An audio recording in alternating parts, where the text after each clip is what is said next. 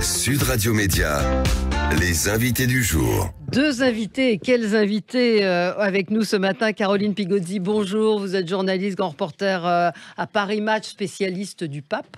Hein, et on vous intime avec le pape, avec tous les papes d'ailleurs. Ça, c'est le troisième. Là, c'est quand même pas mal déjà. Ça va être le sujet du livre. Il n'y a jamais eu de procès pour un pape. Si, il y a bien sûr qu'il y a un chapitre pape. Et la photo préférée de Caroline Pigozzi, c'est évidemment celle... parce qu'elle m'avait vivement impressionnée on va en parler avec vous. Et Jean-Yves Le Borgne, avocat pénaliste, bonjour, merci d'être avec nous. Vous avez une voix magnifique et là, elle est encore... Ce matin, vous êtes un petit peu enroué, mais bon, on est ravis de vous avoir et de vous entendre. Accusé, levez-vous, photos et documents rares des grands procès. C'est une coédition Grund et Plomb. Vous vous êtes associés tous les deux pour faire ce livre absolument magnifique. Excellente idée de cadeau de Noël, parce que quand on plonge dedans, on est happé par les différentes histoires que vous évoquez, par ces crimes qui sont classés par thématique. Hein, ça commence avec les femmes, mais déjà la genèse, Caroline, je ne m'attendais pas à vous retrouver sur ce sujet. Et dans la préface, dans l'avant-propos, vous racontez que si la justice vous a fait partie de votre vie. J'étais cerné par les gardes des Sceaux, c'est-à-dire que René Pleven était un ami de ma famille. Il parlait, j'étais une petite fille, je l'entendais parler de la justice. Garde des Sceaux de Georges Pompidou. Oui, de façon comme ça, avec un peu la même voix d'ailleurs que Jean-Yves Le Borgne aujourd'hui. Et puis, bon, après ça, j'étais très lié avec Olivier Guichard, qui a même été mon témoin de mariage d'ailleurs, et puis avec Robert Badinter aussi. Et les trois avaient une façon de parler de la justice qui était à la fois passionnante et émouvante. Et j'ai été tiré comme juré d'assises et pas retenu. Et Robert Badinter, quand je l'avais appelé, m'avait dit « Mais de toute façon, vous avez moins de chances d'être tiré comme juré d'assises que de gagner au loto. Bon, le message était clair, je n'ai pas été retenu. Et vous n'avez pas gagné au loto non plus. Non, et j'ai jamais su comment en tirer néanmoins les jurés d'assises. Parce que les gens vous disent sur liste électorale, mais comment est-ce qu'on bande les yeux des gens? J'en sais rien. Non, il ne sait pas non plus. C'est sur les listes électorales, oui. Maintenant, quelle est la méthode précise? Je ne saurais dire. Vous ne savez pas. Alors, Jean-Yves Le Borgne, vous connaissiez Caroline Pigozzi. Comment s'est fait votre rencontre et le fait que vous ayez accepté de participer à ce livre? Eh bien non, nous ne nous connaissions pas. C'est à travers un ami commun que le contact a été pris et nous avons décidé, enfin c'est plutôt Caroline dont c'était le projet, qui a décidé de m'associer à cette entreprise en me demandant de rédiger un certain nombre de textes concernant des procès qui avaient été célèbres à leur époque, qui gardent encore aujourd'hui une trace dans la mémoire, mais dont on ne connaît pas, parce qu'on les a oubliés, les détails. Oui, les textes sont formidables. Hein. C'est vraiment... on rentre vraiment dans le cœur des procès de ces histoires. Donc ça va du capitaine Dreyfus à Louis XIV. Enfin, on est ou plutôt de Louis XIV au capitaine Dreyfus, en passant par Landru, qui est avec cette photo extraordinaire du procès. L'iconographie est dingue. Il y a des photos d'archives formidables.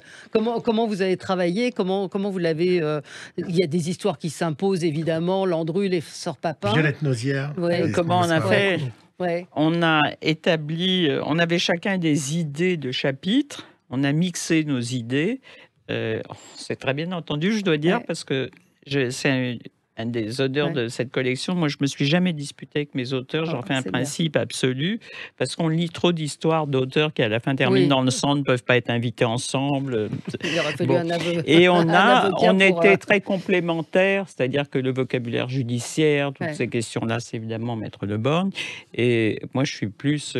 Je vois tout de suite la photo, et je travaille avec Marc Brincourt, qui est un grand directeur de la photo, un iconographe extraordinaire, et qui, lui, voit tout de suite, et donc on en parle, et à nous deux, on voit tout de suite. Après ça, je dis à Maître Le Borgne, ça vous va? Et il répondait, je vous fais confiance. Donc, moi, je voulais vous demander, en regardant toutes les affaires qui sont dans ce livre, c'est pas forcément des gens qui ont de l'argent et qui sont très riches.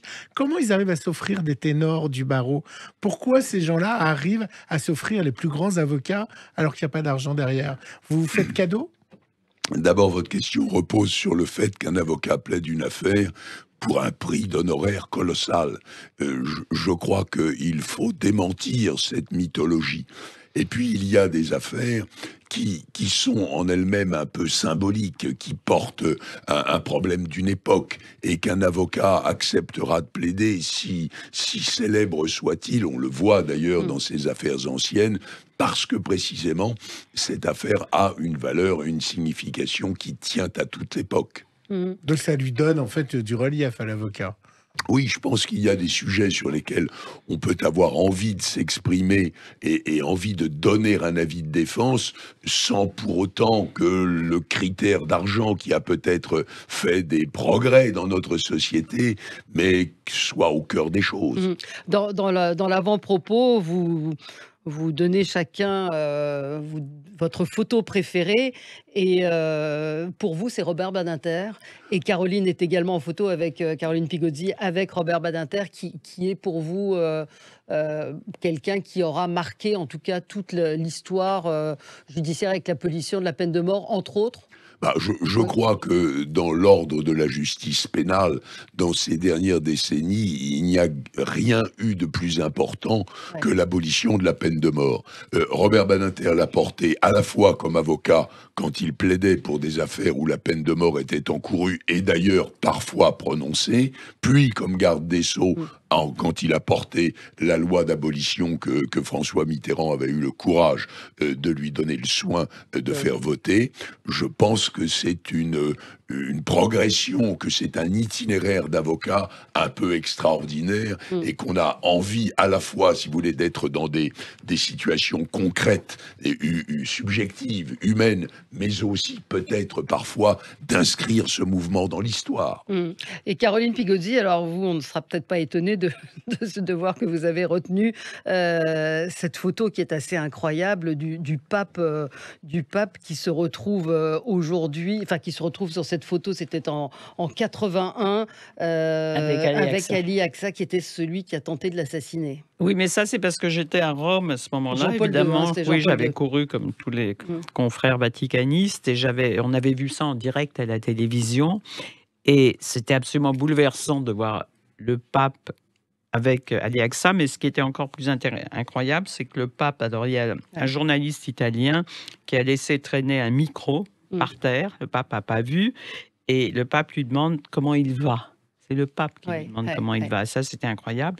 Et aussi, ce qui est encore étonnant, c'est que le pape, quand même venu de l'Est, un pape polonais, il s'est mis de dos pour qu'on ne puisse pas lire sur ses lèvres, parce qu'il y a toujours ce réflexe de méfiance.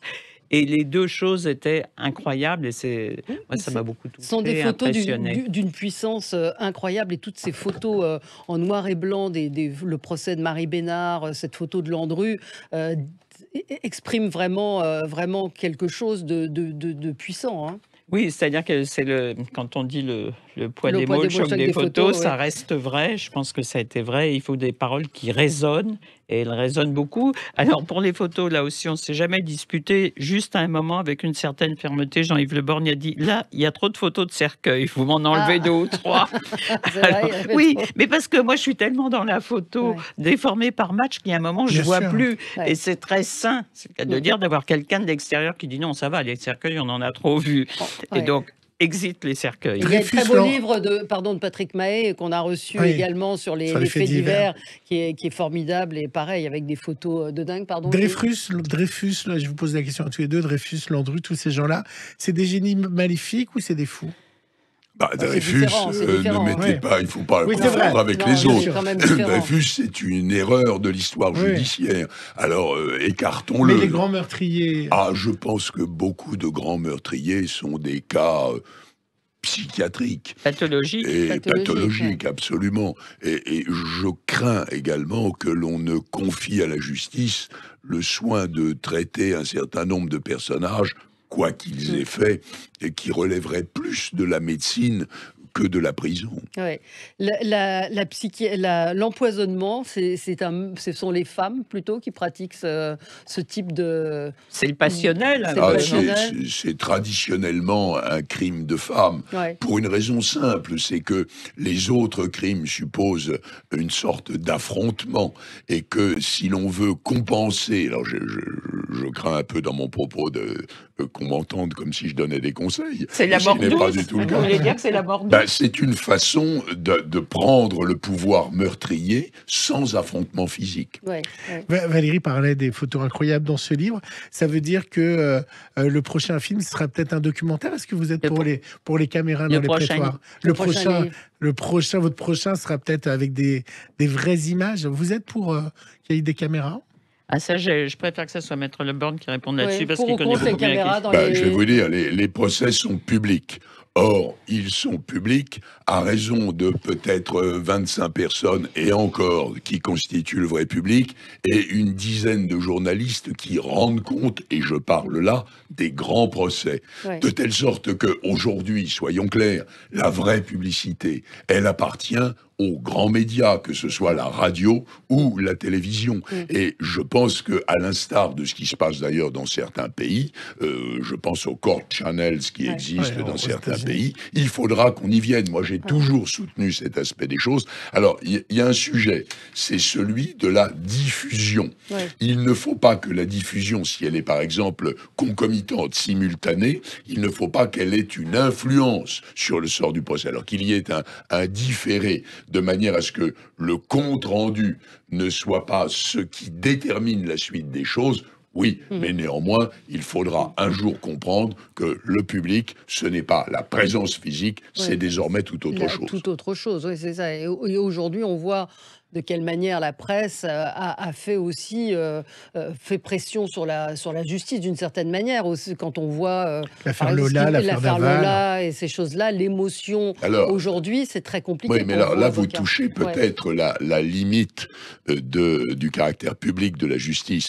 C'est qu'on voit en ce moment se développer une volonté d'appropriation de la problématique judiciaire par les médias, et à travers les médias, par l'opinion publique. Or, précisément, ce n'est pas à la voix populaire de prononcer le jugement, c'est à la juridiction. Il faut faire confiance aux juges, et il ne s'agit pas de s'emparer d'une affaire comme si on devait, à 20h30, régler le problème avant 20h45. Ça n'est pas admissible. C'est ce qu'on découvre dans le livre, en fait, c'est la progression des procès, l'importance d'un procès, la façon dont se déroule un procès, et comment une affaire est peut-être parfois très, très, très complexe, et le rôle qui est joué par les avocats, évidemment, hommage à Gisèle Halimi. C'est une belle image pour des femmes, et une belle figure. Et alors moi, en plus, ça m'a intéressé, je suis tout à fait dans la démarche inverse, que comme vaticaniste principalement, je passe mon temps à lever mon stylo, parce que j'assiste à des tas de choses que je peux pas écrire, que je peux pas raconter, qui me servent pour moi, pour organiser après ça ma réflexion. Donc c'est une frustration. Tandis que là, on n'est pas dans la rétention, au contraire, qui était quand même très agréable. Parce que c'est assez frustrant de voir des choses extraordinaires et de pouvoir en écrire que 15 à 20% souvent, en se disant que finalement c'est une course de fond et pas un 100 mètres d'être au Vatican. Qui vous n'avez pas eu le temps de mettre et que vous auriez bien aimé mettre dans le livre? La place. Oh, il y en a. Après ça, on pense à plein de procès, et notamment des procès d'histoire de l'art qu'on n'a pas mis. Mais il y en a eu. Il y a toute une partie qui est consacrée à l'art, qui est passionnante. Et puis, il y a aussi un homme qui avait empoisonné, enfin, on ne sait pas très bien s'il avait empoisonné sa femme, il a été acquitté, qui était le procès d'Silva Ramos dans les années 50. Et tout à coup, je m'en suis souvenu après. Ça, je m'en suis beaucoup voulu. Et forcément, il y a des affaires qu'on a mis de côté, parce qu'autrement, comme m'a dit notre éditeur, c'est pas un dictionnaire, donc il fallait se limiter à 350 pages quand même. 2, mais il y a Outreau, il y a évidemment l'affaire du petit Grégory, il y a énormément tous les procès qui ont marqué l'histoire aussi, Klaus Barbie, c'est vraiment une mine, un plaisir à découvrir et à lire, avec des photos. On apprend plein de choses. Oui, on apprend plein de choses. Écoutez, Accusés, levez-vous, photos et documents rares des grands procès, parus chez Grund et Plomb. Caroline Pigozzi, Jean-Yves Le Borgne, merci d'avoir été avec nous ce matin sur Sud Radio. Dans un instant, c'est Jean-Jacques Bourdin.